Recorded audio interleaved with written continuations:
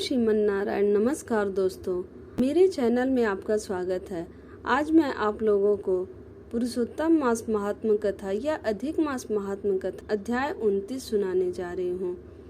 इसके पहले की कथा में आप लोगों ने सुना कि लोभी कदर्य को कैसे भगवान पुरुषोत्तम का शरण प्राप्त हुआ और उसे गोलोक की प्राप्ति हुई। अब इसके आगे की कथा मैं आपको सुनाती हूँ। पुण्यशील सुशील बोले, हे विभो, गोलोक को चलो, यहाँ देरी क्यों करते हो?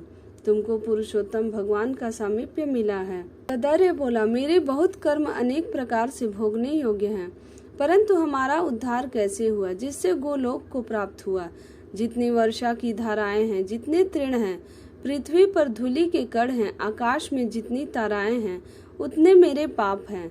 मैंने यह सुंदर तथा मनोहर शरीर कैसे प्राप्त किया? हे हरि भगवान के प्रिय, इसका अति उग्र कारण मुझसे कहिए। श्री नारायण बोले, कदर्य के इस प्रकार वाणी को श्रवण कर हरि के दूतों ने कहा। हरि दूत बोले, अहो आश्चर्य है, हे देव, आपने इस पद की प्राप्ति का कारण महान साधन कैसे नहीं जाना? हे प्रभो, सब में उत्तमोत्तम विष्णु का प्रिय महान पुण्य फल को देने वाला पुरुषोत्तम मास नाम से प्रसिद्ध मास को क्यों नहीं जाना? उस पुरुषोत्तम मास में देवताओं से भी न होने वाले तप तुमने किया। हे महाराज, वन में वानर शरीर से अज्ञान में वह तप हुआ है। मुख रोग के कारण अज्ञान से अनाहार व्रत हुआ और तुमने बंदर पने की चंचलता वश वृक्ष से फलों को तोड़कर पृथ्वी पर फेंका। उन फलों से दूसरे मनुष्य तृप्त हुए। अंतःकरण में विशेष दुख पाने से पानी भी नहीं पान किया। इस तरह श्री पुरुषोत्तम मास में अज्ञान वश तुमसे तीव्र तप हो गया। हे अनग, फलों के फेंकने से परोपकार भी हो गया। वन में घूमते घूमते शीत वायु घाम को सहन किया और श्रेष्ठ तीर्थ में सुंदर महातीर्थ में 5 दिन गोता लगाया, जिससे श्री पुरुषोत्तम मास में तुमको स्नान का पुण्य प्राप्त हो गया। इस प्रकार तुम्हारे रोगी के अज्ञान से उत्तम तप हो गया। सो यह सब सफल हुआ और तुमने इस समय अनुभव किया। जब बिना समझे पुरुषोत्तम मास के सेवन हो जाने से तुमको यह फल मिला है, तो मनुष्य इस पुरुषोत्तम मास के उत्तम महात्म्य को जानकर श्रद्धा से विधि पूर्वक कर्म करे तो उसका क्या कहना है? तुमने अपना जो अर्थ साधन किया वैसा करने को कौन समर्थ है? पुरुषोत्तम भगवान को और कोई वस्तु प्रीति को देने वाली नहीं है। इस भरत खंड में अति दुर्लभ मनुष्य योनि में जन्म लेकर जो पुरुषोत्तम भगवान की सेवा करते हैं, जिस पुरुषोत्तम मास में एक भी उपवास के करने से मनुष्य पाप पुंज से छूट जाता है, वहाँ तुमने महीनों उपवास किया। इस उग्र तपस्या का फल कहाँ जाएगा? इस मास के समान वे प्राणी धन्य और कृतकृत्य हैं। वे सदा भाग्यवान पुण्य कर्म के करने वाले पवित्र हैं और उनका जन्म सफल है, जिनका सब में उत्तम पुरुषोत्तम मास स्नान दान जप से व्यतीत हुआ है। श्री पुरुषोत्तम मास में दान, पितृ कार्य, अनेक प्रकार के तप, ये सब अन्य मास की अपेक्षा कोटि गुण अधिक फल देने वाले हैं। जो पुरुषोत्तम मास के आने पर स्नान दान से रहित रहता है, उस नास्तिक पापी शठ धर्म ध्वज खल को धिक्कार है। श्री नारायण बोले, पुण्यशील और सुशील से वर्णित अपने अदृष्ट को सुनकर चकित होता हुआ कदर्य प्रसन्न हो रोमांचित हो गया। तीर्थ के देवताओं को नमस्कार कर बाद में कालंजार पर्वत को नमस्कार किया और वन के देवताओं को तथा गुल्म लता वृक्ष को नमस्कार किया। बाद में विनय से युक्त हो विमान की प्रदक्षिणा कर मेघ की समान श्याम वर्ण सुंदर पीताम्बर को धारण कर वह कदर्य विमान पर सवार हो गया। संपूर्ण देवताओं के देखते हुए गंधर्व आदि से स्तुत और किन्नर आदि को बार बार बाजा बजाए जाने पर इंद्रादि देवताओं ने प्रसन्न होकर मंद पुष्प वृष्टि को करते हुए उसका आदर पूर्वक पूजन किया। फिर आनंद से युक्त योगियों को दुर्लभ गोप गोपी गौओं से सेवित रास मंडल से शोभित गोलोक को गया। जरा मृत्यु रहित जिस गोलोक में जाकर प्राणी शोक का भागी नहीं होता है, उस गोलोक में यह चित्र शर्मा पुरुषोत्तम मास के सेवन से गया। ब्याज से पुरुषोत्तम मास के सेवन से वानर शरीर छोड़कर 2 भुजाधारी मुरली हाथ में लिए पुरुषोत्तम भगवान को देखकर बहुत प्रसन्न हुआ। श्री नारायण बोले, इस आश्चर्य को देखकर समस्त देवता चकित हो गए और श्री पुरुषोत्तम की प्रशंसा करते अपने अपने स्थान को गए। नारद मुनि बोले, हे तपोधन, आपने दिन के प्रथम भाग का कृत्य कहा, पुरुषोत्तम मास के दिन के पिछले भाग में होने वाले कृत्य को कैसे करना चाहिए? हे बोलने वालों में श्रेष्ठ, गृहस्थ के उपकार के लिए मुझसे कहिए, क्योंकि आपके समान महात्मा सदा सबके उपकार के लिए विचरण करते रहते हैं। श्री नारायण बोले, प्रातः काल के कृत्य को विधि पूर्वक समाप्त कर बाद में मध्याह्न में होने वाली संध्या को करके तर्पण को करें। देव, मनुष्य, पशु, पक्षी, सिद्ध, यक्ष, सर्स, दैत्य, प्रेत, पिशाच, नाग, ये सब जो अन्न की इच्छा करते हैं वे सब मेरे से दिए गए अन्न को ग्रहण करें। फिर पंच महायज्ञ को करें। उसके बाद भूत बलि को करें और काक, कुत्ता को श्लोक पढ़ता हुआ बलि देवें। इस प्रकार कहकर समस्त भूतों को पृथक पृथक बलि देवें। फिर विधि पूर्वक आचमन कर प्रसन्न होकर श्रद्धा से अतिथि प्राप्ति के लिए गो दूहने के समय तक द्वार का अवलोकन करें। यदि भाग्य से अतिथि मिल जाए तो बुद्धिमान प्रथम वाणी से सत्कार करके उस अतिथि का देवता के समान पूजन करे और यथाशक्ति अन्न जल से संतुष्ट करें। फिर विधि पूर्वक सब व्यंजन से युक्त सिद्ध अन्न से निकाल कर भिक्षु और ब्रह्मचारी को भिक्षा देवे। सन्यासी और ब्रह्मचारी ये दोनों सिद्ध अन्न के मालिक हैं। इनको अन्न न देकर भोजन करने वाला चंद्रायण व्रत करे। प्रथम सन्यासी के हाथ पर जल देकर भिक्षान देवे तो वह भिक्षान मेरु पर्वत के समान और जल समुद्र के समान कहा गया है। सन्यासी को जो मनुष्य सत्कार करके भिक्षा देता है उसको गोदान के समान पुण्य होता है। इस बात को यमराज भगवान ने कहा है। फिर मौन होकर पूर्व मुख बैठकर शुद्ध और बड़े पात्र में अन्न को रखकर प्रशंसा करते हुए भोजन करे। अपने आसन पर अपने बर्तन में एक वस्त्र से भोजन नहीं करे।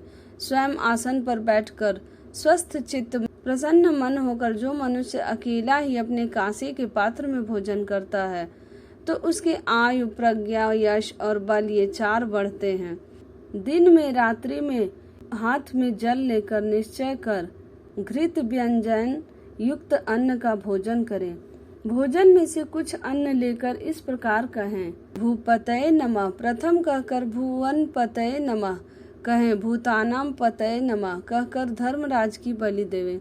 फिर चित्रगुप्त को देकर भूतों को देने के लिए यह कहें, जिस किसी जगह स्थित भूख प्यास से व्याकुल भूतों की तृप्ति के लिए यथा सुख यह अक्षय अन्न हावे, प्राणाय, अपनाय, व्यानाय, उदानाय तथा समानाय कहें। प्रणव प्रथम उच्चारण कर अंत में स्वाहा पद जोड़कर घृत के साथ 5 ग्रास जिह्वा से प्रथम निगल जाए, दांतों से न चबाएं। फिर तन्मय होकर प्रथम मधुर भोजन करें। नमक के पदार्थ और खट्टा पदार्थ मध्य में, कड़वा तीखा भोजन के अंत में खाएं। पुरुष प्रथम द्रव पदार्थ भोजन करे, मध्य में कठिन पदार्थ भोजन करे, अंत में पुनः पतला पदार्थ भोजन करे तो बल और आरोग्य से रहित नहीं होता। मुनि को 8 ग्रास भोजन के लिए कहा है। वानप्रस्थाश्रमी को 16 ग्रास भोजन के लिए कहा है। गृहस्थाश्रमी को 32 ग्रास भोजन कहा है और ब्रह्मचारी को अपरिमित ग्रास भोजन के लिए कहा है। द्विज को शास्त्र के विरुद्ध भक्ष्य, भोज्य आदि पदार्थों को नहीं खाना चाहिए। शुष्क और बासी पदार्थों को विद्वानों ने खाने के अयोग्य बताया है। घृत दूध को छोड़कर अन्य वस्तु शेष भोजन करें। भोजन के बाद उस शेष को अंगुलियों के अग्रभाग में रखकर अंजलि जल से पुण्य करें।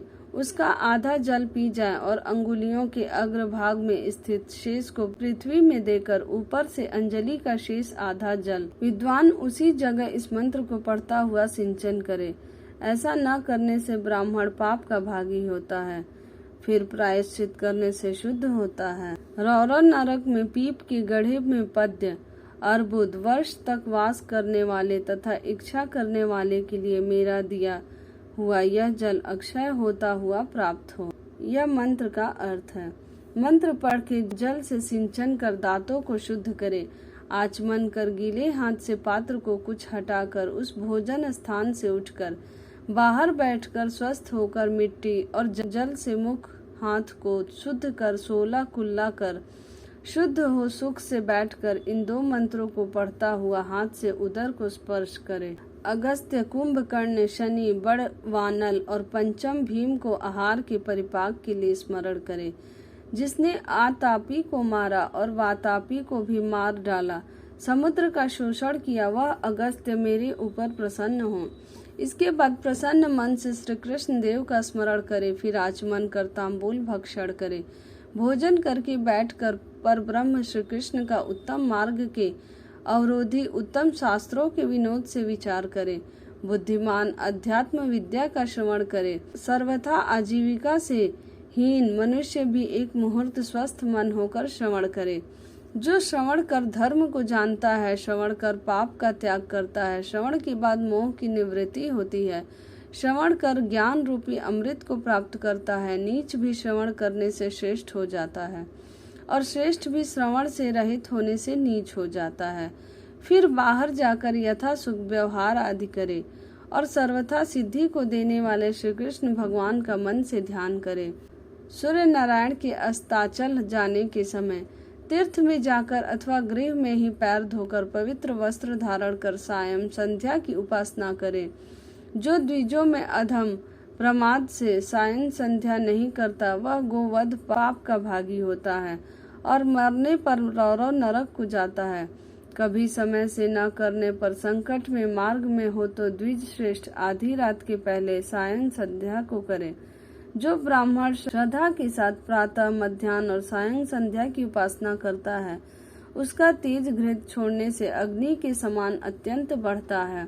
सायंकाल में सूर्य नारायण के आधा अस्त होने पर प्राणायाम कर आपोहिष्ठा इस मंत्र से मार्जन करें और सायंकाल अग्निश्चमा मंत्र से आचमन करे और प्रातः काल सूर्याश्चमा इस मंत्र से आचमन करे। पश्चिम मुख बैठकर मौन तथा समाहित मन होकर प्रणय और व्याहृति सहित गायत्री मंत्र का रुद्राक्ष की माला लेकर तारा के उदय होने तक जप करें।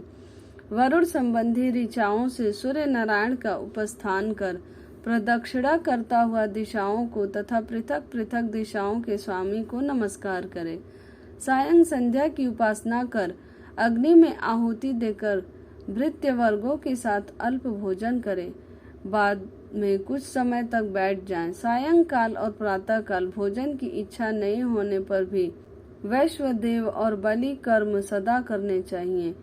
यदि नहीं करता है तो पातकी होता है। शाम को भोजन कर बैठने के बाद गृहस्थाश्रमी हाथ पैर धोकर तकिया सहित कोमल सैया पर जाए।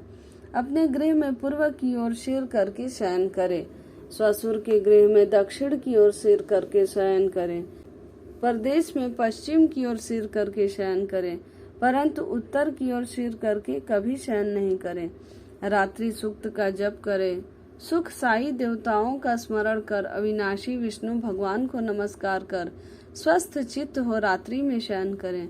अगस्त्य, माधव, महाबली, मुचकुंद, कपिल, आस्तिक, मुनि ये 5 सुखशाई कहे गए हैं।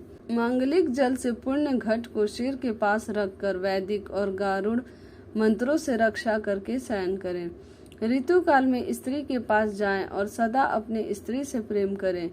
व्रती रति की कामना से पर्व को छोड़कर अपनी स्त्री के पास जाएं। प्रदोष और प्रदोष के पिछले प्रहर में वेदाभ्यास करके समय व्यतीत करें। फिर 2 पहर शयन करने वाला ब्रह्मतुल्य होने की योग्य होता है। यह सब प्रतिदिन के समस्त कृत्य समुदाय को कहा। गृहस्थाश्रमी भली भांति इसको करे और यही गृहस्थाश्रम का लक्षण है। अहिंसा, सत्य वचन, समस्त प्राणी पर दया, शांति, यथाशक्ति दान करना गृहस्थाश्रम का धर्म कहा है। पर स्त्री से भोग नहीं करना, अपनी धर्म पत्नी की रक्षा करना, बिना दी हुई वस्तु को नहीं लेना, शहद मांस को नहीं खाना, यह 5 प्रकार का धर्म बहुत शाखा वाला, सुख देने वाला, शरीर से होने वाले धर्म को उत्तम प्राणियों को करना चाहिए। श्री नारायण बोले, संपूर्ण वेदों में कहा हुआ यह उत्तम चरित्र गृहस्थाश्रम का लक्षण है। हे मुने, इसको लोक के हित के लिए संक्षेप में लक्षण के साथ आपसे मैंने अच्छी तरह कहा। बोलो जय श्रीमन नारायण। अगर आपको वीडियो अच्छी लगी हो तो वीडियो को लाइक शेयर जरूर करें और जो लोग मेरे चैनल पे नए हैं वो जल्दी से सब्सक्राइब कर लें और बेल आइकन प्रेस करना ना भूलें। इससे मेरे आगे आने वाली वीडियो की नोटिफिकेशन सबसे पहले आपको मिल जाएगी। कमेंट में जय श्रीमन नारायण जरूर लिखें।